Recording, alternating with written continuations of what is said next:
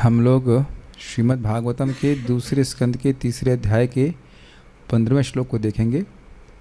14वें में आपने क्या देखा था, एक बार श्लोक दिखाइएगा।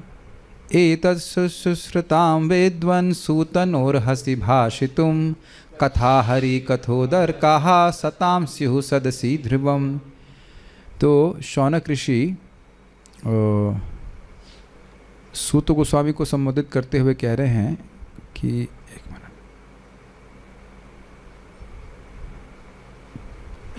कि एतत् शुश्रूषताम विद्वान, हे विद्वान सूत गोस्वामी जी, ये सब हम सुनना चाहते हैं। क्या सुनना चाहते हैं? सुखदेव गोस्वामी के द्वारा जब वर्णित हुआ, जो 6 प्रश्न किए थे परीक्षित महाराज ने, उसका उत्तर जब वर्णित हुआ तो उसके बाद फिर क्या पूछा वह सुनना चाहते हैं। इसलिए नह अर्हसि भाषितुम, आप हमको ये बताइए, कथा हरि कथोदर्कः, जो उनके बीच में कथा हुई होगी वो उसका उत्तर फल, उसका परिणाम, उसका पर्यवसान हरि कथा में हुआ होगा। ठीक है?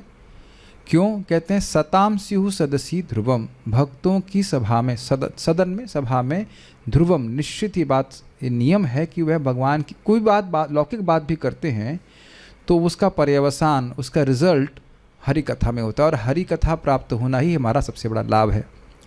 तो अब सूत गोस्वामी जी को ये बात और निश्चयात्मक रूप से बोलने के लिए कि देखिए, श्रोता और वक्ता यानी परीक्षित महाराज और सुखदेव गोस्वामी दोनों ही महान भागवत थे। श्लोक क्रमांक 15 और 16 बोले जाएंगे। लिंक समझ पा रहे हैं? यहाँ पे श्लोक क्रमांक 15 में परीक्षित महाराज के महाभागवत होने के गुण को बताया जा रहा है। इस प्रकार से बताया जा रहा है कि श्रोता बहुत महान थे, वो कृष्ण कथा के अलावा कुछ सुनते ही नहीं थे, उन्हें सुनने में इंटरेस्ट ही नहीं था। और कैसे वो महान भक्त थे उसका वर्णन श्लोक क्रमांक 15 करेगा। और वक्ता सुखदेव गोस्वामी कैसे महान भक्त थे उसको हम लोग आगे सुनेंगे। तो ये बहुत स्पष्ट समझ में आ रहा है? ठीक है, मेरे पीछे बोलिए। श्रीमद् भागवतम का 15वां श्लोक देख रहे हैं हम, दूसरे स्कंद का तीसरा अध्याय। स वै भागवतो राजा, स वै भागवतो राजा, पाण्डवेयो महारथः, पाण्डवेयो महारथः, बालक्रीडनकैः क्रीडन्, बालक्रीडनकैः क्रीडन्, कृष्णक्रीडां य आददे, कृष्णक्रीडां याददे। स वै भागवतो राजा, स वै भागवतो राजा, पाण्डवेयो महारथः, पाण्डवेयो महारथः, बालक्रीडनकैः क्रीडन्, बालक्रीडनकैः क्रीडन्, कृष्णक्रीडां य आददे, कृष्णक्रीडां याददे। स वै भागवतो राजा पाण्डवेयो महारथः, स वै भागवतो राजा, पाण्डवेयो महारथः, बालक्रीडनकैः क्रीडन्, कृष्णक्रीडां य आददे, बालक्रीडनकैः क्रीडन्, कृष्णक्रीडां य आददे। स वै भागवतो राजा, स वै भागवतो राजा, पाण्डवेयो महारथः, पाण्डवेयो महारथः, बालक्रीडनकैः क्रीडन्, बालक्रीडनकैः क्रीडन्, कृष्णक्रीडां य आददे, कृष्णक्रीडां य आददे। ओके, बड़ी प्रसन्नता है कि जिन भक्तों को हम सोच रहे थे कभी नहीं आएंगे, अब वो रोज़ कथा में आ रहे हैं। I am talking about zoom devotees. I mean the sense में लग रहा था, मन में भावना थी तो आलसी हैं, कभी नहीं आने वाले, तो कभी नहीं आने वाले, आ रहे हैं। बड़ी प्रसन्नता हो रही है आप लोग को देख करके, वेरी नाइस। तो आप निंदा कर रहे हैं कि स्तुति कर रहे हैं? आप समझ लीजिए, स्तुति ही कर रहे हैं। हैप्पी। अनुवाद। पांडवों के पौत्र महाराज परीक्षित अपने बाल्यकाल से ही भगवान के महान भक्त थे। वे खिलौनों से खेलते समय भी अपने कुलदेव की पूजा का अनुकरण करते हुए भगवान कृष्ण की पूजा किया करते थे। फिर से अनुवाद पढ़ते हैं आप। इस अनुवाद। पांडवों के पौत्र महाराज परीक्षित अपने बाल्यकाल से ही भगवान के महान भक्त थे। कौन थे पांडवों के पुत्र? पौत्र महाराज परीक्षित। बाल्यकाल से ही भगवान के महान भक्त थे। कौन से बाल्यकाल से?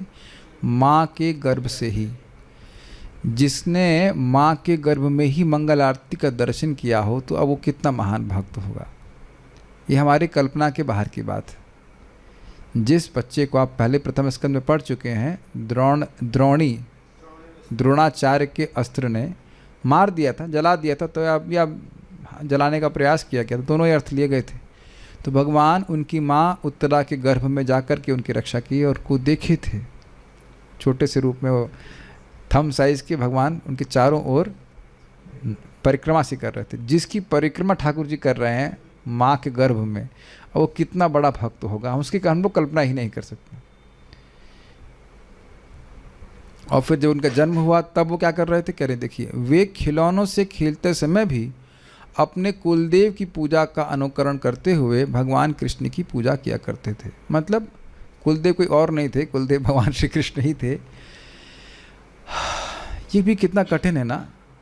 बचपन को याद कीजिए, अगर हम अपने व्यतिरेक में देखें, और अपने बचपन को देखें तो क्रिकेट में खेलते थे, और क्रिकेट खेलते और क्या खेलते थे? वो गन, टॉय गन, आप लोग गुड़ियाओं से खेलते होंगे।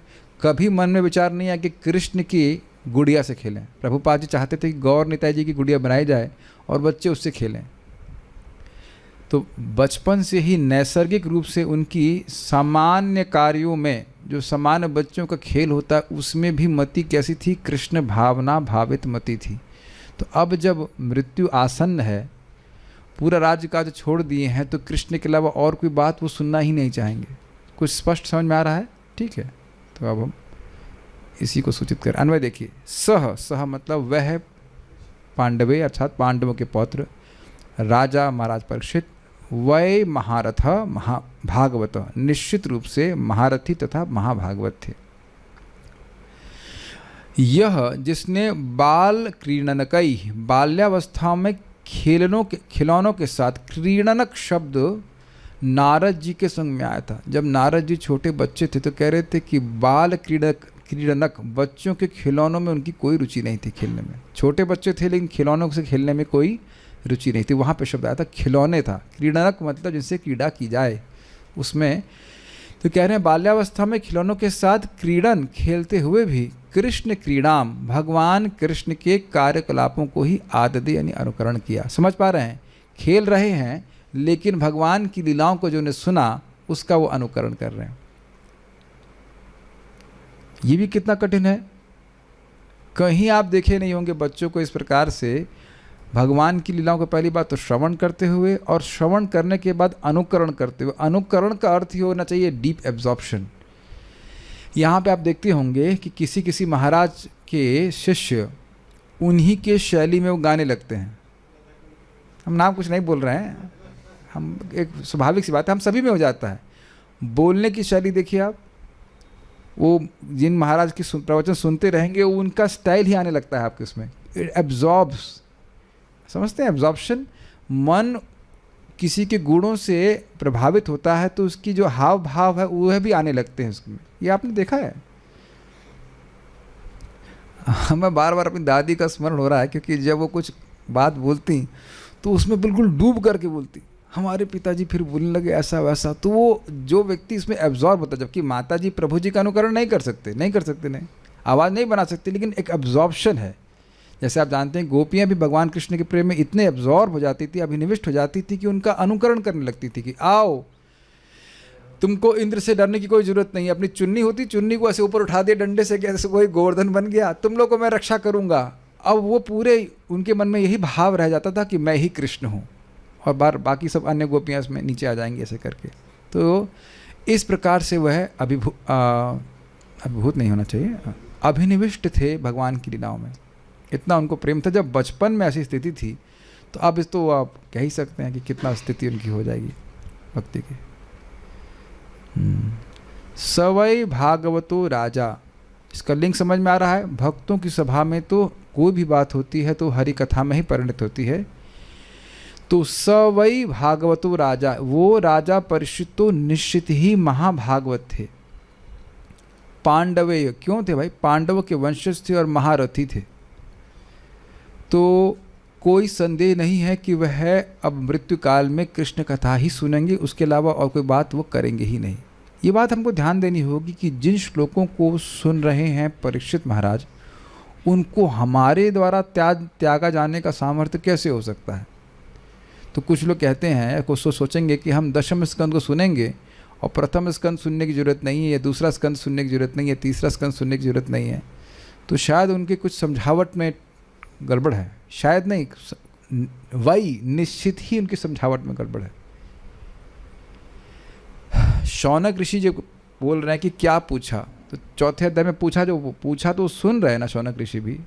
और शौनक ऋषि भी बड़े सेलेक्टिव हैं, कृष्ण कथा के अलावा कुछ सुनना नहीं चाहते। तो श्रीमद् भागवतम में कृष्ण कथा के अलावा कुछ है ही नहीं, इसमें कुछ त्याज्य नहीं है। तो कोई सोचे कि हम तीसरा स्कंद छोड़ दें, चौथा छोड़ दें, तो ये नहीं।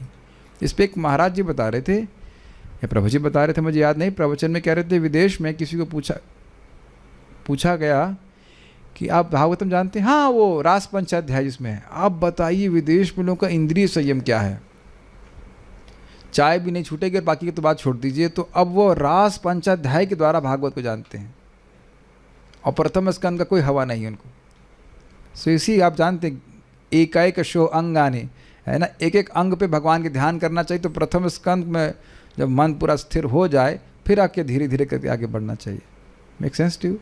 देखिए एक बात यहाँ पे है, तो हम पहले बोल दे रहे हैं, जिस ज्ञान के आप योग्य होंगे उससे आपको वंचित नहीं रखा जाएगा, और जिसके नहीं है वहाँ जंप करने का प्रयास मत करना।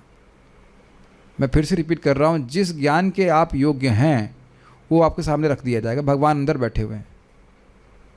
आप देखिए हम बड़े कंफर्टेबली भागवतम के इन अध्यायों को पढ़ ले रहे हैं, और एकदम से आप कहें कि अब प्रभु जी कार्तिक चल रहा है, कुछ गोपी गीत की व्याख्या कीजिए। लास्ट टाइम देखा था 1-2 श्लोक पढ़ाए, तो उसके बाद मेरा ही साहस छूट गया कि ना, ये मेरा अधिकार नहीं है। अधिकार से अधिक नहीं कूदना चाहिए, धीरे धीरे करके अधिकार बढ़ता है। तो ये समझना चाहिए कि सारी बातें कृष्ण कथा है। समझ पा रहे हैं? तो ये उनके श्रोता के महाभागवतत्व को, महाभागवत होने गुण को ये श्लोक प्रस्तुत कर रहा है। तो क्या प्रमाण है? बाल क्रीडन कई क्रीडन, बचपन में खिलौनों से खेलते हुए भी कृष्ण क्रीड़ाम च याद, जो कृष्ण क्रीड़ा करते थे, कृष्ण अपनी लीला करते थे, उसको वह अनुकरण करते थे। आदते मतलब अनुकरण करते थे। ठीक है, सब लोग श्लोक समझ पा रहे हैं? ठीक है। इस पे अगर आप पढ़े नित्यानंद चरित या चेतन भागवत, दोनों में से कहाँ से पढ़ रहा हूँ? चेतन भागवत में कि नित्यानंद प्रभु, हाँ चेतन भागवत में ही नित्यानंद प्रभु भी इसी प्रकार से लीला करते, और एक बार लीला कर रहे थे, इसमें वो लक्ष्मण बन गए थे। तो बोले थे कि वो सेटिंग हो गई थी अपने मित्रों के संग, भाई देखो एक व्यक्ति इंद्रजीत बनेगा और वो एक फूल मारेगा, वो फूल मारेगा, लेकिन वो शक्ति बाण होगा तो हम बेहोश हो जाएंगे। तो बेहोश हो जाएंगे तो कोई व्यक्ति हनुमान जी बन करके कुछ लेकर के आएगा, पास के सरोवर से वो लेके आएगा, कुछ फूल लेके आएगा। तो अब वो उस व्यक्ति ने फूल मारा, उनके मित्र ने, और वो बेहोश ऐसे हो गए कि वाकई बेहोश हो गए। अब घर वाले भी आ गए, सब आ गए, तो कहीं कि लड़का बेहोश हो गया, एकदम मृत प्राय हो गया। तो एकदम से फिर एक लड़के को याद आया कि क्या करना है। फिर वो सरोवर गए, वहाँ से वो पत्ता लेकर के आते, सुंघाते हैं, फिर नित्यानंद प्रभु जो है उठ जाते हैं। इतना एब्जॉर्ब है भगवान की लीला में। ऐसे ही प्रभुपाद जी बताते हैं कि बचपन में उन्होंने अद्वैत आचार्य का रोल किया था और 1 साल तैयारी किए थे। उनके डायरेक्टर इतने मतलब स्ट्रिक्ट थे कि उन्हें पूरा भाव आना चाहिए। तो अद्वैत आचार्य के रोल के लिए 1 साल श्रील प्रभुपाद जी ने तैयारी करी, और कह रहे जब उसको किया गया तो बहुत से लोग एकदम रोने पड़ लग गए थे। तो प्रभुपाद जी बोले कि वो पहला और आखिरी ड्रामा था मेरा, भक्तों के द्वारा किया जाता है तो वो बड़ा प्रभावशाली होता है। ड्रामा बड़ा एब्जॉर्बिंग होता है। वैसे हमको याद है एक हमने ड्रामा किया तो उसमें साउंड तो डिस्टर्ब हो गया था, लेकिन हमारे भक्तों ने रोल बड़े अच्छे किए थे। हमारे मित्र थे, केमिकल इंजीनियर हैं, लेकिन शिशुपाल मूर्ख है वो बीच में दाव बने थे ऐसे करके। लेकिन आप देखेंगे कि जो लोग ड्रामा करते हैं उसमें महसूस करेंगे बड़ा एब्जॉर्प्शन हो जाता है, और जो लोग देखते हैं उनका भी बड़ा अभिनिवेश हो जाता है उस लीला में। तो यहाँ देख रहे हैं कि आप उनकी लीला अभिनिवेश को देख रहे हैं। एक बच्चा किसी लीला को सुनकर कितना अभिनिविष्ट हो सकता है, आप ट्राई कीजिएगा, बहुत मुश्किल है। और इतना अभिनिविष्ट हो जाए कि अब उसी का अनुकरण बार बार करता रहे तो आप समझ सकते हैं कि ये भगवत प्रेम का ही लक्षण है। ठीक है, जब बच्चे के रूप में कृष्ण की लीला को ही स्वीकार किया है ध्यान से सुनिएगा तभी टीका समझ में आएगी। जब बच्चे के रूप में ही कृष्ण लीला को स्वीकार करा है, केवल बच्चे के रूप में, बच्चों के समय बाल्यावस्था में ही केवल कृष्ण को ही स्वीकार किया है, तो आगे कृष्ण के अलावा कुछ और बात करेंगे। कृष्ण कृष्ण याद रहेगा, कृष्ण, तब जीव गोस्वामी जी की टीका आपको समझ में आएगी। कृष्ण याद रखना। श्रीधरी, उपरयुक्त बात का ही विस्तार से वर्णन सवय इत्यादि 2 श्लोकों के द्वारा किया जा रहा है। किस बात का? कि भक्तों की सभा में तो निश्चित ही कोई भी कथा हरि कथा में ही पर्यवसित होती है, कल्मिनेट करती है, रिजल्ट करती है। कोई शब्द ना समझ में आ रहा हो तो बता दीजिएगा, नहीं तो पर्यवसित ही नहीं समझ में आएगा तो पूरी कथा ही नहीं समझ में आएगी। सब समझ रहे हैं पर्यवसित का अर्थ? इट कल्मिनेट्स, पर्यवसान होना उसमें। राजा परीक्षित महारथी थे, वे पांडवों के वंश का संवर्धन करने वाले थे, इसलिए उनको पांडवे कहा गया है। तंतु शब्द आया था ना, कुरु तंतु के रूप में बोले गए थे। कुरु तंतु की रक्षा करने के लिए भगवान कृष्ण ने उद्यम किया। वे भगवत भक्त थे, क्योंकि बाल्यावस्था में भी जब वे खिलौनों से खेला करते थे तो भगवान श्री कृष्ण की पूजा रूपी खेल खेला करते थे। वो उनका खेल भी कृष्ण की पूजा हो जाता था, ये कहने का अर्थ है। सारार्दर्शनी। अब अच्छा, ये आगे के श्लोक में है, ठीक है ठीक है। मैं कुछ अगले श्लोक की तैयारी कर रहा था, वो सोच रहा था अभी यहाँ पे आएगा। प्राचीन अर्वाचीन, प्राचीन मतलब पुराने, अर्वाचीन मतलब नए, अर्थात परिपक्व एवं अपरिपक्व सभाओं में भक्तों की वह सभा श्रेष्ठ थी, क्योंकि वहाँ श्रोता तथा वक्ता सभी विलक्षण थे। यह सवय आदि 2 श्लोकों में समझाया गया। ये बड़ा रुचिकर तरह से बता रहा है, कह रहा है कि देखिए जितनी भी अब कथाएं हो ही रही, बहुत सारी कथाएं हो रही भक्तों की, इसमें हमारी कोई पूछे कि आप इतने क्यों उत्सुक हैं, आप कह रहे हैं एतत् सुश्रुताम, हम बहुत अधिक सुनने के लिए व्यग्र हैं, तो आप इतने व्यग्र क्यों हैं? मान लो सूत गोस्वामी जी पूछे तो कहते हैं देखिए पुराने जितने भी भक्त हुए और आने वाले और भी जो नए भक्त हैं वो बातें करेंगे, लेकिन उन सारे बातों में, उन सारी कथाओं में ये कथा विलक्षण है, क्योंकि ऐसा कोई व्यक्ति था नहीं जिसको माँ के गर्भ में ही भगवान का दर्शन हो गया हो। ये तो श्रोता और वक्ता कैसे हैं? वो पैदा होते ही भगवान अपने पिताजी के घर से भाग गए, और पिताजी भी कौन? भगवान के अवतार। बाप का नाम लिखना, व्यासदेव। व्हाट? कोई लिख सकता है पिताजी का नाम व्यासदेव? फादर्स नेम मान लो कहीं लिखवाया जाता, फॉर्म भरवाते सुखदेव गोस्वामी, तो कहते पिताजी का नाम क्या है? व्यासदेव। भगवान के साहित्य के अवतार, साहित्य के अवतार बोलते हैं क्या? लिटरेरी इनकारनेशन, साहित्य लिखने के अवतार, स्वयं भगवान नारायण के पुत्र हैं। शक्तावेश अवतार के पुत्र व्यासकी नाम है हमारा। जो भी है, तो वह भी तो इतने अद्भुत थे कि पैदा होते ही चले गए। यम प्रव्रजंतम अनुपेतम अपेत कृत्यम। आप बताइए पिताजी अगर व्यासदेव जी होते तो आप उसे दीक्षा नहीं लेते? पिताजी दीक्षा करवा दीजिए, तो कहते ना अनुपेत कृत्यम, उन्हें कोई मतलब ही नहीं था, इतने परम विरक्त ब्रह्मनिष्ठ, तो बहुत ही विलक्षण थी, इसलिए वहाँ विशेष कथा हुई होगी। इसको वहाँ पे सूचित कर रहा है कि दोनों श्रोता और वक्ता बड़े स्पेशल थे। समझ में आ गया? एक बालक के रूप में परीक्षित महाराज भगवान कृष्ण की क्रीड़ाओं का अनुकरण करते थे। ग्रंथ संदर्भ, वृंदावन आदि अन्य स्थानों में भगवान कृष्ण की जिन जिन भी बाल क्रीड़ाओं का उन्होंने श्रवण किया, तो भाववान अर्थात सख्य आदि भावना से युक्त होते हुए वह प्रेमावेश में उन क्रीड़ाओं का अभिनय किया करते थे। अब ये बड़ा सुंदर है। देखिए हम लोग भी भगवान श्री कृष्ण की लीला सुनते हैं। हाँ, नेक्स्ट, अच्छा नेक्स्ट और नेक्स्ट, और ये भक्ति की स्थिति है, अच्छा लगता है, अच्छा लग रहा है, ठीक है, नेक्स्ट। लेकिन कितनी बार ऐसा हुआ है कि हम इमोशनली इन्वॉल्व हो जाते हैं? आप देखिए यहाँ पे जिन लोगों से प्रेम होता है उनकी थोड़ी थोड़ी बात सुन करके हम लोग भाव से युक्त हो जाते हैं कि नहीं?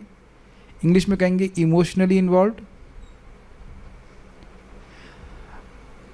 उदाहरण के लिए समझिए कि मान लीजिए सुने कि एक्सीडेंट हुआ, ट्रेन एक्सीडेंट, हाँ बड़ा दुख की बात है, और मान लीजिए पता चल जाए कि हमारा लड़का उस ट्रेन में जा रहा था, तब मान लो वो उतर भी गया था पहले, जो भी कुछ है, लेकिन दुख दुख होता रहेगा कि नहीं? केवल एक बात सुन लें कि अरे उस ट्रेन का एक्सीडेंट हो गया, डू यू एग्री? और दूसरा महाराज बता रहे थे, कह रहे देखो हम लोग इतने जड़ हैं कि जब तक पिक्चर नहीं देखेंगे हम लोग इन्वॉल्व नहीं होंगे। आप देखिए पिक्चर देख करके तो तुरंत रोने लगता है, भाव आने लगता है, लेकिन सुन करके उतना नहीं कर रहा है। सुनने की कोई क्षमता कम नहीं है, हृदय ऐसा बना हुआ है लोगों का कि हाँ हमें कोई फीलिंग्स नहीं आ रही, ठीक है। लेकिन जो महान भक्त हैं उनका हृदय उस लीला से रेजोनेट करने लगता है। रेजोनेशन का मतलब समझते हैं आप? क्या बोलते हैं हिंदी में, मुझको नहीं पता है। अनुनादित, अब इसका अर्थ अगर समझ में आए तो लेकिन वह लीला उनके हृदय में लाइव हो रही है, ऐसे समझ लीजिए। तो कह रहे हैं कि बाल क्रीड़ाओं का श्रवण कर रहे हैं, तो अब उनके प्रति मान लो साख्य लीला सुन रहे हैं, तो उनका भाव उदित हो रहा है, साख्य भाव उदित हो रहा है। जैसे मैं आपको उदाहरण दें समझ में आ जाएगा, वो आपको बहुत अच्छा लगता है। महाराज कुलशेखर भी महान भक्त हुए साउथ इंडिया में, और उनको रामायण सुनाई जाती थी। भगवान राम के भी भक्त थे वो। तो पंडित जी को बोला गया था कि देखो ये सीता हरण की बात नहीं सुना उनको लेकिन एक नए पंडित जी आए तो उनको पता नहीं था, तो वह रामायण की कथा बोलते बोलते सीता जी के हरण की बात सुना दी। तो वो एकदम से अब बाहर एकदम भाव में आ गए, इस रावण को हम छोड़ेंगे नहीं, चलो सेना लेके चलो और हम लंका पे चढ़ाई कर देंगे। अब ये सब लीला कब की हो चुकी है, लेकिन वो सुन करके वो लीला में ही है, याद रख पाएंगे आप लोग? ये आगे के श्लोक में आएगा, कल वाले श्लोक में आएगा। वो लीला सुन नहीं रहे हैं, वो लीला में प्रवेश कर जाते हैं।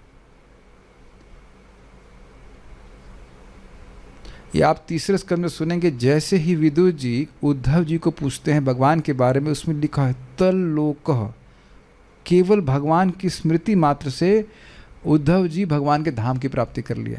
फिर उनको बाह्य आना पड़ा, बाह्य चेतना में आना पड़ा, तब वह कुछ विदुर जी से बोल पाए थे। बड़े अजीब सी बात है, और आप लोग सुन चुके हैं दूसरे स्कंद में कि भक्ति की लता बढ़ते बढ़ते जब गोलोक पहुंच जाती है, तो भक्त यद्यपि यहाँ रहता हुआ दिखता है, लेकिन वह भौतिक जगत में नहीं रहता, वह आध्यात्मिक जगत में ही रहता है। अच्छा चलिए, इस जगत में थोड़ा थोड़ा अनुभव है कि हम लोग कुछ बात में आसक्त होते हैं, किसी घटना में आसक्त होते हैं, तो उसी में हमारी बात घूमती रहती है और बाह्य जगत का अनुसंधान नहीं रहता। क्या आप लोग ऐसा सब अनुभव किए हो कभी? अगर कोई स्पेशली बहुत बड़ा शौक लगा हो तो, या और भी कोई बात हो, बड़ी अच्छी सी बात हो, तो उधर ही घूमते रहता है मन हमारा, है ना? ये तो आपने देखा ही होगा, लेकिन इसको कई गुना, करोड़ों गुना अधिक बढ़ा दीजिए, भगवान की लीला उनके हृदय में स्फुरित होती रहती है।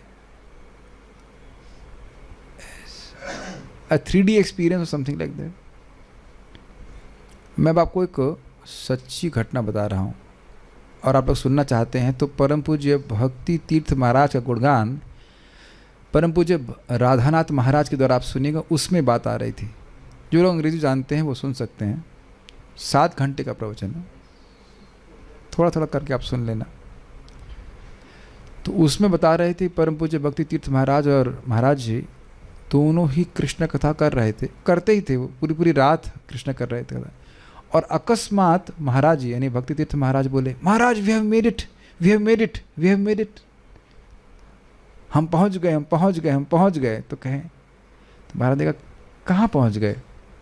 कहते हैं कि मैं अनुभव कर पा रहा हूँ कि जब हम राधा कृष्ण की या जो भी भगवान कृष्ण की लीलाओं को हम चर्चा कर रहे हैं, तो हम उसी लीला में भी हैं। It's a matter of realisation. ये बातें अभी आगे आएंगी, आगे मतलब कल के श्लोक में आएंगी। बहुत अद्भुत बातें हैं। जब कोई व्यक्ति जितना उन्नत होगा वो समझ पाएगा इस बात को। जब हम भगवान श्री कृष्ण की लीलाओं का स्मरण करते हैं, चैतन्य महाप्रभु की लीलाओं का स्मरण करते हैं, तो हम लीला में होते हैं, because we are where are consciousness is. जैसा कि महाराज कुलशेखर अनुभव कर रहे थे, वो ये अनुभव नहीं कर रहे थे कि भगवान राम तो कौन से आए थे, 6ठे मनवंतर में आए थे, अब तो 7वां चल रहा है, ये वो नहीं। अच्छा, इसको थोड़ा थोड़ा आप समझने का प्रयास कीजिए। इस जगत में कभी व्यक्ति दुखी होता है तो वो अपने भूतकाल में ही पड़ा रहता है कि नहीं? एक अंदाज देने के लिए बोल रहा हूँ, बहुत ही हल्का दृष्टांत है, आप उसको वैसे नहीं समझ सकते, क्योंकि हमारा भूतकाल समाप्त हो गया, लेकिन भगवान की लीला शाश्वत है, अभी भी वही कहीं ना कहीं वो लीला चल रही होगी। तो कह रहे हैं ऐसी लीलाओं का श्रवण करके भाववान हो गए, अर्थात सख्य भाव से और अन्य भावना से युक्त होते हुए वह प्रेमावेश में उन क्रीड़ाओं का अभिनय किया करते थे। समझ में आ गया ये बात? श्रीमद् विजय ध्वज तीर्थ कृता पद रत्नावली। भक्तों की सभा में हरि कथा ही होती है, परंतु यदि यह शंका हो कि भक्त श्रोता या वक्ता में से किसी एक का अभाव हो तो यह नियम भंग हो जाएगा। श्रोता भक्त हो और वक्ता नहीं है, और वक्ता भक्त हो श्रोता नहीं हो, तो वह नियम भंग हो जाएगा। और भगवान से इतर, भगवान से अलग कुछ कथा हो सकती है, तो उस पर कहते हैं कि ऐसा वहाँ नहीं था। उसको कहने के लिए कहते हैं सवा इति, ये श्लोक कहते हैं। उसके हेतु को कहने के लिए कहते हैं बाल इति। क्या मतलब हुआ कि श्रोता और वक्ता दोनों भक्त थे, तो उसके लिए कह रहे हैं ये श्लोक सवा, कि वो श्लोक देखिए, सवाई भागवतो राजा पांडवयो महारथ, वो श्रोता के रूप में महाभागवत थे। तो महाभागवत क्यों थे उसको बता रहे हैं, बाल क्रीडन कई क्रीडन कृष्ण क्रीडाम चयाद या आददे। अरे क्यों नहीं महाभागवत होंगे, बचपन से ही वह कृष्ण की क्रीड़ा में ही मग्न थे, ये बात है। तो वक्ता के बारे में अगले श्लोक में बताएंगे। तो इसलिए हमें पूरा विश्वास है कि वह भगवान के बारे में ही कथा हुई होगी, और उससे हमें बड़ा सुख मिलेगा। ओके। शिलावीर राघवाचार्य, उनकी क्रीड़ा भी श्री कृष्ण पूजा रूप ही थी, अतः बाल्यावस्था से ही वे भागवत थे, यह अभिप्राय। कुछ अंतर अलग आया आपको, अर्थ अलग समझ में आया? उनका खेल भी कृष्ण की पूजा रूप ही था। अब इसको थोड़ा समझने का प्रयास कीजिए, क्या कहना चाहते हैं। जब भी हम लोग खेलने के मूड में थे, याद आ रहा है आप लोगों को अपनी बाल लीला? We wanted to have fun. कुछ समझ में आ रहा है? आजकल तो बच्चों को अब ये सब अनुभव नहीं होगा, सब लोग गेम ही खेलते रहते हैं, स्मार्टफोन या जो भी है, स्मार्टफोन्स एंड डल किड्स है। लेकिन सभी लोग जो लोग खेले हैं बचपन में, उस बात को समझेंगे। वो चित्त की अवस्था समझ रहे हैं, जब खेलने के लिए आप बल्ला उठाते थे अपना, बैट एंड बॉल और whatever, but we were in complete mood of enjoyment. और आप ये भी देखे होंगे कि खूब डांट पड़ती, अरे दोपहर हो गया, ये नालायक बाहर ना खेल रहा है, धूप लग जाएगी, बुखार हो जाएगी, ये सब गाली खाएं आप लोग ने? प्रमाणिक है, सब लोग खाए। ठीक, मैं खाली इस बात पे फोकस कर रहा हूं, that mood of enjoyment was also dovetail for Krishna only. वो जो आनंद लेने की भावना है, वो भी कृष्ण से बाहर नहीं जा रही थी। देख लीजिए कितनी आसक्ति है। कुछ आप लोग ये आशा ले रहे थे कि बात बहुत सिंपल सी लग रही है, लेकिन बहुत गोई है कि उनकी क्रीड़ा भी, खेल भी, क्रीड़ा मतलब जो सहज रूप से की जाती, जहाँ कोई बंधन नहीं है। बच्चों से पूछा जाए कि तुम क्यों खेल रहे हो, अच्छा लगता है इसलिए खेल रहे हो, और किस लिए? क्या तो आसक्ति थी भगवान में। तो इसलिए कह रहे हैं बचपन से इसी प्रकार से वह क्रीड़ा भी भगवान की पूजा रूपी थी, तो इसलिए निश्चित ही वह महाभागवत थे। तो ठीक है। एक और बात है कि बच्चे को प्रबोध क्या होता है, बच्चे का विवेक क्या होता है? कुछ भी नहीं होता। बच्चे को कुछ विवेक होता है? तो बच्चे की जब अविवेक की अवस्था में इस प्रकार से कृष्ण की पूजा ही की है, अब तो ये पांडवेय हो गए हैं, महारथी हैं, भगवान का आशीर्वाद सब कुछ प्राप्त है, पूरा राज्य कर चुके हैं, सब कुछ हो गया है। अब ये कृष्ण कथा को छोड़ कुछ और बोलने वाले हैं या और कुछ सुनने वाले हैं? ठीक है। नेक्स्ट, ये बच्चों के लिए है। बाल प्रबोधनी, अगर कठिन लगे तो हम फिर बाल से भी नीचे छोटे हम बच्चे हैं। श्रोता एवं वक्ता दोनों के ही भगवान के भक्त होने को ही स्पष्ट करते हैं स व इति इस श्लोक से। अर्थात वह राजा परीक्षित तो भी भागवत ही हैं। राजा जरूर हैं, लेकिन ऐसा नहीं सोचना चाहिए कि वह पॉलिटिक्स की चर्चा करेंगे। आगे देखिए, व अवधारणा के लिए है। वही शब्द था, वही को वा, वही शब्द वही वाह ले लीजिए। तो वही शब्द जो है वो अवधारणा के लिए। अवधारणा मतलब होता है, क्या होता है अवधारणा मतलब? भूल गया, क्या है? एम्फेसिस कहते हैं। अच्छा ठीक है। तो निश्चितता के लिए कि इसमें संदेह नहीं करना चाहिए। तो कैसे संदेह नहीं करना चाहिए, क्यों के संदेह नहीं करना चाहिए? तो कह रहे हैं उनके भक्त पांडव कुल में उत्पन्न होने के कारण से इस आशय से कहा पांडवेति। आप इतने निश्चित कैसे हैं कि वो भागवत हैं? तो कह रहे पांडवेय, पांडवों के कुल के दीपक हैं, भरत ऋषभ भरतवंशियों में श्रेष्ठ हैं और पांडवों के हैं, पांडवों के हैं, यही सूचित हो रहा है कि वो महान भक्त हैं। Is it okay? ठीक है। अब जरा देखिए क्या लिंक लेते हैं। यद यद विभूति मत सत्वम, इस प्रकार से श्रीमद् भगवद गीता के वाक्य के अनुसार वे भगवान के अनुग्रह से महापराक्रमी होने से भी भागवत हैं, इस आशय से कहा महारथ है थी। देखिए महारथ होने से क्या सूचित हो रहा है कि वह योद्धा थे, तो योद्धा होने से भागवत कैसे हो गए? ये प्रश्न आ जाएगा ना आप लोग। सवय भागवतो राजा, तो पांडवे तो समझ में आ रहा है कि पांडवों के वंशज थे तो भागवत हो गए, लेकिन ये महारथी होने से कैसे भागवत हो गए? तो कह रहे हैं देखिए भगवान गीता में कहते हैं यद यद विभूति मत सत्वम श्रीमद ऊर्जितमेव वा तत्तदेवावगच्छत्वम मम तेजोंश संभवम। इस जगत में जो भी कोई व्यक्ति महान शक्ति को प्रदर्शित कर रहा है तो समझना चाहिए कि उस पर मेरा अनुग्रह है। ठीक है। तो कह रहे हैं कि ये जो महारथ शब्द है, एक तो पांडव से पकड़ना चाहिए, पांडव के वह वंशज है। दूसरा महारथ का अर्थ है कि वह दिग्विजयी थे, पूरे विश्व में कोई उनको जीत नहीं सका था। सुन चुके हैं कि नहीं? जहाँ पे भी गए तो उनको हरा नहीं पाया, केवल उनको बलि मतलब उपहार भेंट इत्यादि प्रदान किया। प्रथम स्कंद में पढ़ा था आप लोगों ने। और जहाँ भी जाते वहाँ पे पांडवों का यश सुनते और यह भी सुनते कि किस प्रकार से परीक्षित महाराज को भगवान कृष्ण ने माँ के गर्भ में रक्षा किया। और हर बार वहाँ सुनते और हर बार उनको माला भी देते, माला और उपहार दिया करते। सब याद आ रहा है आप लोग को? हाँ, दे लाइक दैट। तो कह रहे हैं महारथ, महारथ है मतलब महान पराक्रमी है। और वो पराक्रम किसकी कृपा से आया? भगवान कृष्ण की कृपा से आया। तो भगवान कृष्ण अपने भक्तों को पराक्रम देते ही हैं, तो इसलिए कह रहे हैं वहाँ से भी समझना होगा कि ये भागवत थे। ये समझ में आया आप लोग? ठीक है। अपने आप में भी उनके भागवत होने को कहा है कि जो राजा बालकाल में बच्चों के खिलौनों से खेलते हुए कृष्ण पूजा रूपी खेल को ही जिन्होंने स्वीकार किया। ये तो वही अर्थ हो गया कि अपने आप भी वह महान भक्त थे, बचपन से भगवान की भक्ति करते थे। प्रभुपाद जी का तात्पर्य देखते हैं। तात्पर्य भगवद गीता में यह कहा गया है कि जो व्यक्ति समुचित रीति से योगाभ्यास करने में विफल रह जाता है उसे भी ब्राह्मणों या संपन्न क्षत्रिय राजाओं या वणिकों के घर में जन्म लेने का अवसर प्रदान किया जाता है।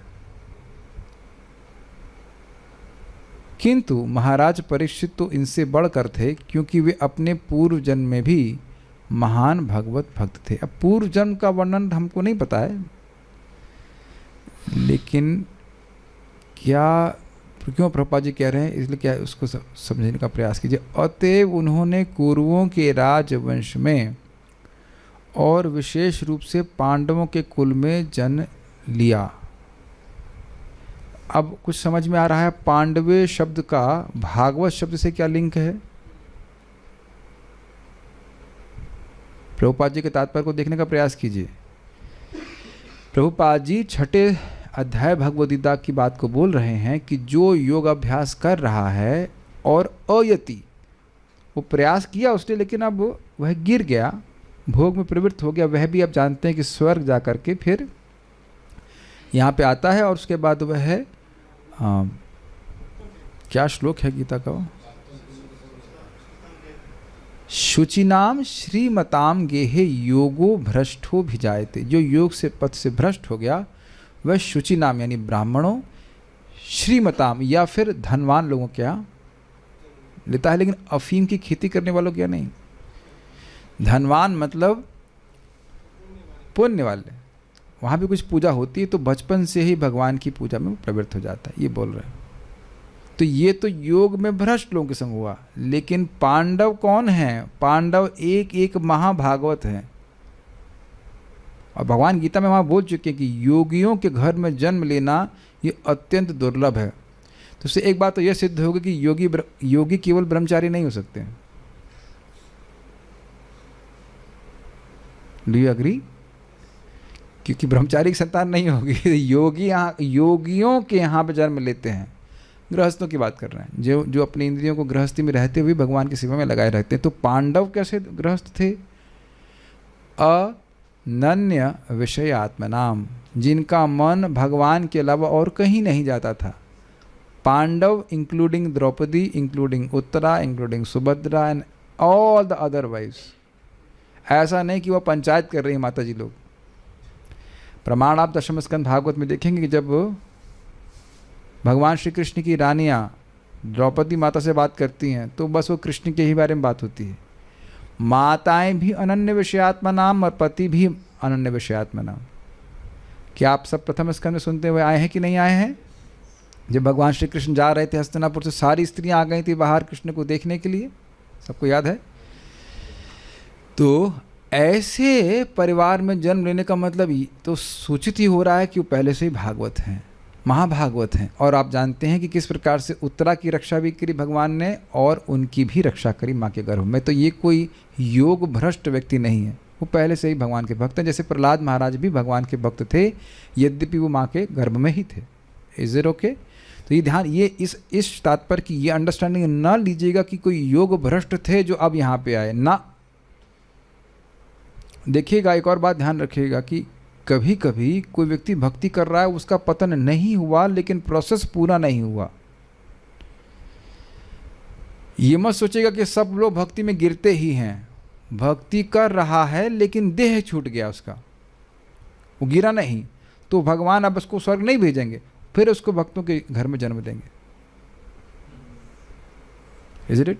लेकिन यह भी परीक्षित महाराज के संग नहीं था, क्योंकि माँ के गर्भ में ही भगवान ने उनकी रक्षा करी थी। तो ये सूचित हो रहा है कि वो महाभागवत माँ के गर्भ से ही थे। Is it okay? ठीक। अतएव उन्होंने कुरुओं के राजवंश में और विशेष रूप से पांडवों के कुल में जन्म लिया। अतः उन्हें बचपन से ही अपने परिवार में भगवान कृष्ण की भक्ति से भली भांति परिचित होने का अवसर प्राप्त हुआ। सारे पांडव स्वयं भगवान के भक्त होने के कारण राजमहल में कुल देवता का सम्मान करते थे। कौन है वो कुल देवता? Krishna. Just in case you have some other different ideas. सौभाग्यवश ऐसे परिवारों में जन्म लेने वाले बालक अपने बाल्यकाल के खेलों में भी ऐसी देव पूजा का अनुसरण करते हैं। ये आप लोगों का कुछ लोगों का अनुभव होगा कि अपने माता के संग या पिताजी के संग आप दुर्गा जी की पूजा करने या जहाँ भी वो लोग पूजा करने जाते थे तो आप लोग को भी टांग के ले जाते थे, है ना? चलो चलो चलो चलो, होता था कभी गंगा पूजा में चलना है ऐसे करके। हाँ, भगवान श्री कृष्ण की कृपा से हमें मतलब प्रभुपाद जी बता रहे हैं अपने बारे में, हमें भी एक वैष्णव कुल में जन्म लेने का सौभाग्य प्राप्त हुआ और हमने अपने पिता का अनुकरण करते हुए बचपन में भगवान कृष्ण की पूजा का अनुसरण किया। प्रभुपाद जी के पिताजी उनके लिए जगन्नाथ जी की डीटी ला के दिए थे, जिससे वो छोटेपन में ही रथ यात्रा कर रहे थे। हमारे पिता हमें सभी उत्सव मनाने के लिए प्रोत्साहित करते रहे, चाहे वे रथ यात्रा हो या दोला यात्रा, और हम बालकों को तथा हमारे मित्रों को प्रसाद वितरित करने में खुले दिल से धन भी व्यय करते रहे। हमारे गुरु भी वैष्णव कुल में उत्पन्न हुए थे और उन्हें अपने महान वैष्णव पिता ठाकुर भक्ति विनोद से सारा प्रोत्साहन प्राप्त होता रहा। सारे भाग्यशाली वैष्णव परिवारों में ऐसा ही होता है। सुप्रसिद्ध मीराबाई गोवर्धनधारी भगवान कृष्ण की महान भक्तिन थीं। एक बात बहुत अद्भुत है कि आजकल थोड़ा सा विपरीत हो रहा है कि भक्त लोग नहीं चाहते हैं कि इनके बच्चे भक्त बने, या एटलीस्ट एनकरेज नहीं कर रहे हैं उतना। उनको प्रोत्साहित करते हैं कि भौतिकता में तुम आगे बढ़ो। Now that's something very strange. अब ये मैं जनरल नहीं बोल रहा हूँ कि सारे ही लोग ऐसा कर रहे हैं, लेकिन ऐसा भी देखा जा रहा है कि अपने बच्चों को भक्ति के लिए बहुत प्रोत्साहित नहीं करते। ऐसा नहीं कि मतलब ठीक है कर ले, करे नहीं। और मैथमेटिक्स के पेपर के लिए भी ऐसे ही बोलेंगे आप। मैथमेटिक्स के पेपर में नंबर कुछ कमाए तो वहाँ कान ऐसे उमेटना शुरू कर दिया जाएगा। भक्ति पीट के नहीं कराई जाती है, लेकिन उसका महत्व क्या है। और पूछा जाए कि भाई इससे क्या पेट भी पलेगा इसका, तो जानते नहीं इसका पेट भी नहीं पलेगा। जब पेट नहीं पलना है और वैसे भी टोटल अज्ञान है, तो आप इतना महत्व क्यों दे रहे हैं? बस क्या कह सकता है। ऐसे भक्तों का जीवन बहुधा एक जैसा होता है, क्योंकि भगवान के सभी बड़े बड़े भक्तों के प्रारंभिक जीवन में समानता रहती है, मतलब बचपन से ही वो भगवान की भक्ति में लगे रहते हैं। एक उदाहरण ले लीजिए, विश्वनाथ चक्रवर्ती ठाकुर जी, जीव गोस्वामी जी, प्रभुपाद उदाहरण देंगे। बहुत सारे भक्तों का आप देखेंगे बचपन से ही उनकी मति भगवान में लगी रहती है। देखिए समझना चाहिए, आप कहेंगे बचपन में तो कुछ ज्ञान नहीं होता है, ध्यान दीजिएगा कि भक्ति आदि शरीर पे निर्भर नहीं करती है, भक्ति आत्मा के द्वारा की जा रही है। तो जितनी चेतना का आपने विकास कर लिया, अब अगले जन्म में बचपन से ही व्यक्ति भगवान की भक्ति में ही प्रवृत्त होगा।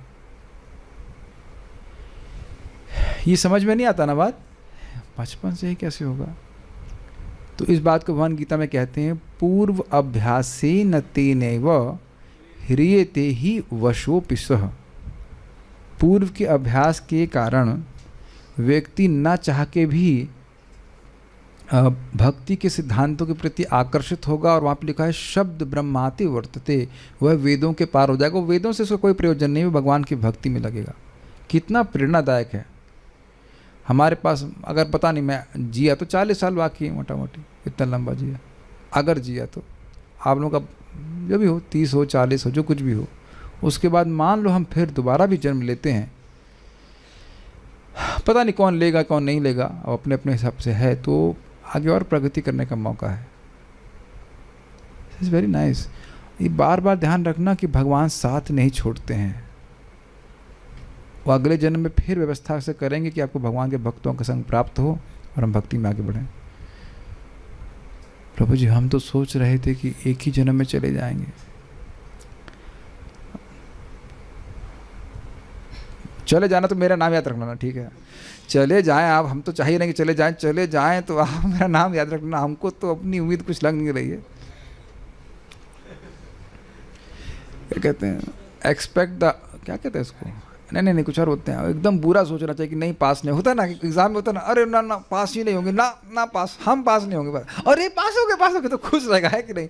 और ज़्यादा उम्मीद करेंगे और नहीं पास हुए तो दिक्कत होगी। तो ऐसे मान के चलना कि हम तो अब करोड़ों जन्म तक नहीं जा रहे हैं, अब भगवान चाहे तो, भगवान तो स्वतंत्र हैं, कुछ भी कर सकते हैं, हमारी तरफ से तो कोई उम्मीद नहीं कि हम जा पा रहे हैं। आप समझ रहे हैं, हम लोग दुखी नहीं होंगे, डिप्रेस नहीं होंगे, आप समझ रहे हैं ना बात?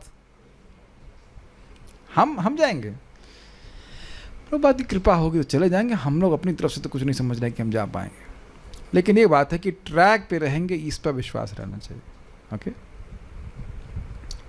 ऐसे भक्तों का जीवन, यहाँ तो हमने पढ़ लिया जीव गोस्वामी के, ये समझ में आ रहा है। ये क्या हुआ, बहुधा एक जैसा होता मतलब क्या, वो बचपन से ही भगवान की ओर इंक्लाइंड होते हैं, ये कहने का अर्थ है। वो अलग अलग प्रकार से हो सकते हैं लेकिन इंक्लाइंड रहते हैं, ये बात। जीव गोस्वामी के अनुसार महाराज परीक्षित ने भगवान कृष्ण की वृंदावन की बाल लीलाओं को अवश्य सुना होगा, क्योंकि वे अपने किशोर सखाओं के साथ उन लीलाओं का अनुकरण करते थे। समझ में आया? जैसे भगवान अपने सखाओं के संग लीला करते, ऐसे ही परीक्षित महाराज भी अपने मित्रों के संग लीला करते। देखिए प्रभुपाद इसको समझा रहे हैं, अभी पढ़ा था हम लोगों ने।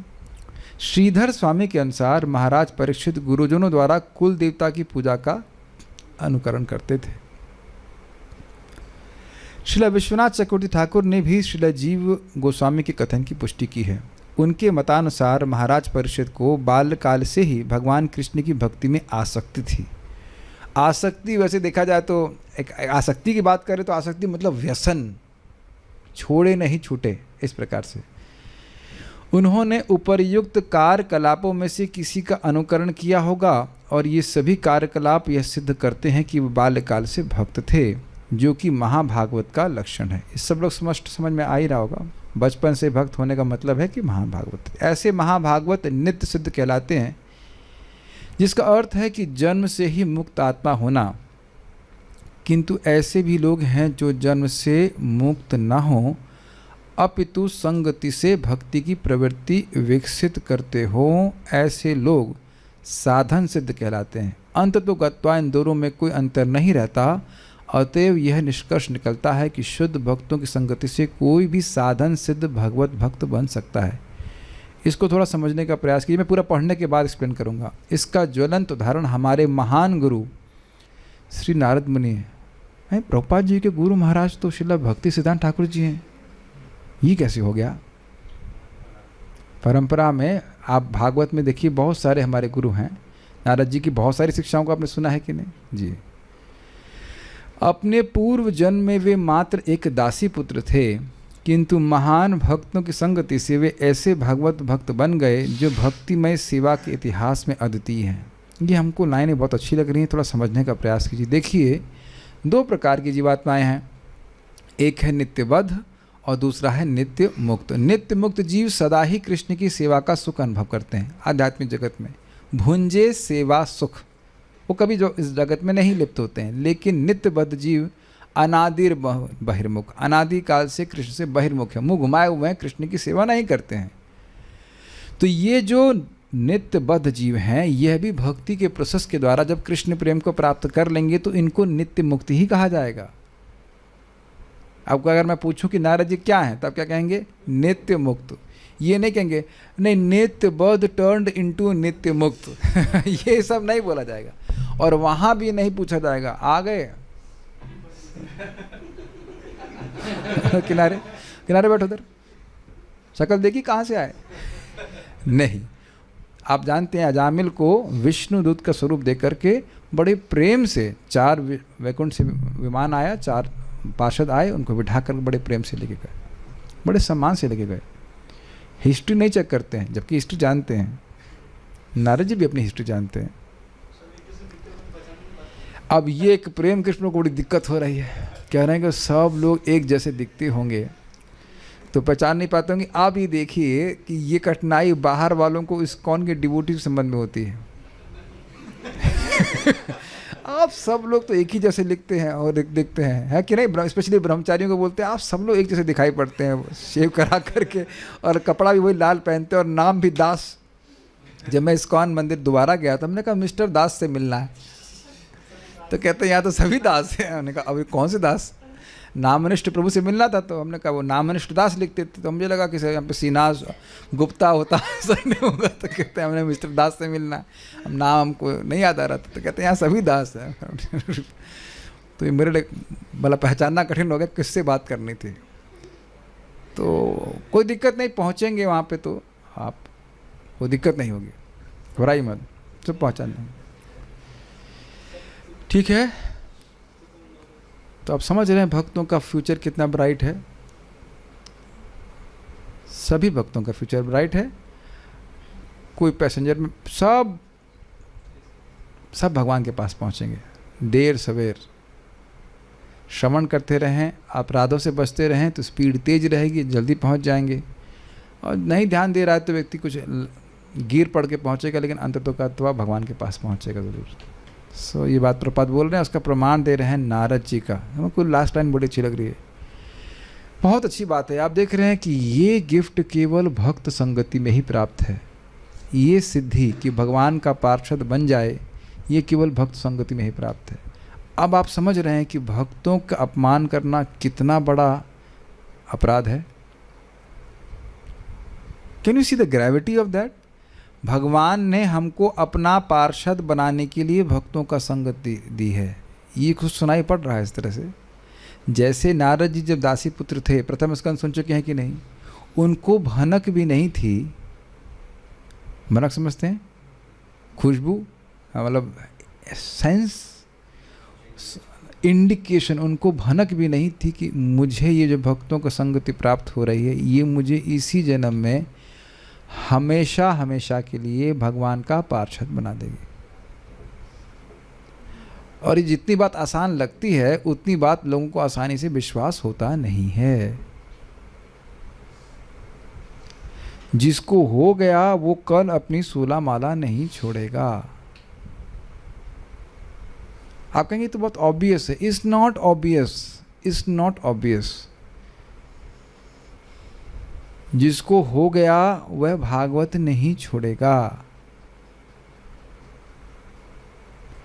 अरे यहाँ भी आप देखते हैं IAS की तैयारी के लिए कितना लोग फोकस हो जाते हैं पढ़ाई को प्रतिदिन। वो जानते हैं कि एक एक दिन की पढ़ाई हमारे आगे के एग्ज़ाम में काम आएगी। और अगर आपको इंटर गैलेक्टिक एसोसिएट और सुप्रीम लॉर्ड बनना है, IAS समझ रहे ना, अंतर ब्रह्मांडीय भगवान का पार्षद बनना है। नारद जी है ना उस तरह का IAS ऑफिसर है ना वो, तो आप बताइए कि कितने मनोयोग से व्यक्ति को ये भागवत पढ़ना चाहिए, जप करना चाहिए। आप विचार कीजिएगा। मैं एक बार ट्रेन में जा रहा था, हम दीक्षा लेने जा रहे थे, हमारे संग हमारे सीनियर गॉड ब्रदर भी थे।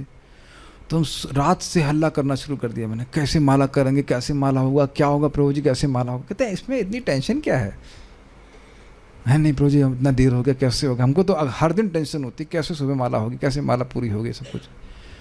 तो मैं उठ के जब करने लग गया तो फिर वो उनको भी टेंशन होने लगी, संजाते काम, हाँ उनको भी टेंशन हो गई। बाद में कहे आपने अच्छा टेंशन दे दिया, माला पूरा हो गया। नहीं तो बड़ी दिक्कत हो जाती है ना। ट्रेन रुक जाएगी, फिर वो उतरो, फिर उसके बाद बहुत झमेला होता है। हर दिन व्यक्ति को चिंता होनी चाहिए। इसलिए क्योंकि मुझे पता है, मैं आप लोगों को तो नहीं जानता, मुझे पता है कि नाम में रुचि नहीं होगी। सबसे पहली चीज़ मैं छोड़ूंगा तो नाम छोड़ दूंगा। मुझे पता है, अपनी गुणों के बारे में अच्छे से पता है। कुछ बीमारी अगर नहीं, बस माला सबसे पहली ऐसा लग रहा है माला से ही बीमारी आ रही, माला किनारे करो, तो इसको किनारे नहीं कर सकते। और यही माला हरे कृष्ण मंत्र का जप, सर्वधर्मोज्जिता विष्णु नाम मात्रैक जल्पकः सुखे न ताम गतिम यान्ति न ताम सर्वेपि धार्मिकः। सारे धर्मों को छोड़ करके केवल भगवान विष्णु का नाम मात्र बोल रहा है तो वह बड़े सुख से उस गति को प्राप्त करेगा, भगवान के धाम की प्राप्ति करेगा, जो सारे धर्मों करने वाला नहीं प्राप्त कर सकता है। So we are very close to our liberation. जैसे महाप्रभुपाद जी बता रहे हैं, ये हम बहुत अच्छी बात सीख रहे हैं कि यद्यपि दासी पुत्र थे और दासी पुत्र से उठ करके कहाँ भक्त बन गए, भक्ति को प्रदान करने वाले नारद, भगवान को देने वाले, नारायण को देने वाले भक्त बन गए। उनके जैसा प्रचारक कोई है ही नहीं। कंपैरिजन कहाँ हो रहा है? नारद जी का कंपैरिजन कहाँ हो रहा है, किनसे हो रहा है? जितने भी पार्षद हैं भक्ति का प्रचार करने वाले आध्यात्मिक जगत में, उनसे। कोई हम कुछ ज़्यादा तो नहीं कह रहे हैं ना। नारद जी अपने आप में विलक्षण है कि नहीं? एक ही ब्रह्मांड में नहीं घूमते हैं, वो अनेकों अनेकों ब्रह्मांड में घूमते हैं। पता है कि नहीं बात आपको? खुद ही बता चुके हैं, अविघाता गते क्वचित। भगवान की कृपा से कितना व्यक्ति को उठा सकता है, कितने लोग इस पर विश्वास कर रहे हैं, ये खुद अपने को प्रश्न आप उत्तर दीजिएगा। और जो अपने बच्चों को ये शिक्षा नहीं दे पा रहे हैं, इसका मतलब खुद ही नहीं क्लिक कर रहा है बात। ये कितना महत्वपूर्ण है। मैं आज भी भक्तों को सुबह बता रहा था कि मेरा पिछला जन्म 41 साल पहले या 42 साल पहले था, बहुत पुरानी घटना नहीं है। और मेरा अगला जन्म भी बहुत समय बाद नहीं होने वाला है। And that is for everyone here. कभी सोचें इस तरह से? किसी का 25 साल पहले हुआ होगा पिछला जन्म, किसी का 27 साल पहले, 28 साल पहले। It was not a very long time back. और अगला जन्म तो अब 2 साल बाद होगा, ये भी संदेह है, हो सकता है कल ही हो जाए।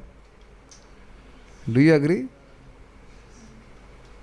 या कल सुबह ही हो जाए, कौन जानता है उसका। कितने सिक्योर हम लोग अपने आप को सिक्योरिटी बना करके बैठे हुए। तो भगवान का भक्ति करने में इस प्रकार से व्यक्ति को संलग्न होना चाहिए कि भगवान का पार्षद बन जाए अंततः। Will stop here, I just see if there some questions. Okay, no questions. तो अब हम कल सुखदेव गोस्वामी की योग्यताओं के बारे में सुनेंगे, कैसे महान वक्ता थे। बहुत बहुत धन्यवाद। श्रीमद् भागवतम हमको सहायता करती है शिवदम, अर्थात शिवदम का अर्थ बताओ कोई? कल्याण। क्या अर्थ है इसका? भगवान का प्रेम से भरा हुआ पार्षद बन के भगवान के पास चला जाएगा। अब समझ में आ रहा है कि भागवतम का क्या महत्व है। बताइए शिवदम का अर्थ क्या है? भगवान का प्रेम से भरा हुआ पार्षद बन के भगवान के पास चला। जब चले जाएंगे तब समझेंगे, अरे ये तो सही बोल रहे थे, गलत नहीं बोल रहे थे। So we must think about. इसीलिए प्रभुपाद जी कह रहे हैं कि भागवत पूरे विश्व में स्थापित हो जाइए, हमारी व्यग्रता है। There are so many things to learn. कल हम लोग सुखदेव गोस्वामी जी के बारे में सुनेंगे। Will stop now.